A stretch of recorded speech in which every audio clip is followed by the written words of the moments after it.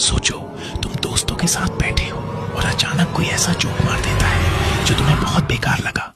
यहाँ है सीक्रेट। अब गुस्सा या रिएक्शन नहीं देना, बस कूल रहो और हल्के से पूछो, क्या कहा? एक बार फिर बोलना।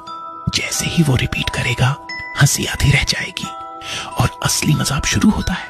अब थोड़ा कंफ्यूज होकर पूछो, मतलब क्या था? अब वो खुद उलझ जाएगा। जो मजाक पहली बार फनी था, अब वही लोगों को अजीब लगने लगेगा।